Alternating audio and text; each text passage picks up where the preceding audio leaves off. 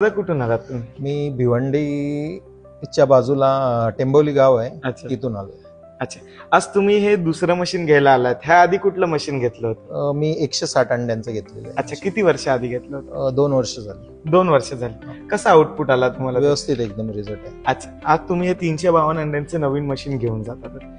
कुठल्या जातीचे आणि कुठले कुठले पक्षी आहेत आपल्याकडे? माझ्याकडे ओरिजिनल गावठी आहेत आणि अच्छा. ब्लॅक ॲस्ट्रोलॉप आहे. अच्छा, हा. ओरिजिनल गावठी किती कोंबडे आहेत?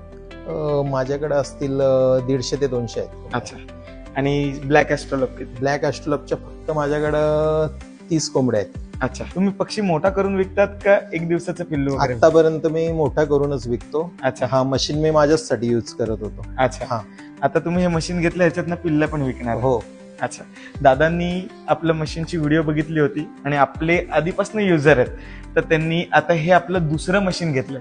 आज दादा भरपूर सारे शेतकरी सांगतात SM चं मशीन महाग आहे, तुम्ही काय सांगाल? SM चं मशीन महाग हा. आहे, पण रिझल्ट चांगला आहे SM चा. अच्छा, हा. तुम्ही अजून कुठल्या कंपनीचं वापरून बघितलंय? हो, बघितलं वापरून. अच्छा, मग तुम्हाला काय म्हणाल? म्हणजे आज तुम्हाला भरपूर युवा पिढी बघणार आहे, तर त्यांना असं वाटतं की SM खूप कॉस्टली आहे, कायचे काय पैसे घेतात, तुम्ही काय सांगाल?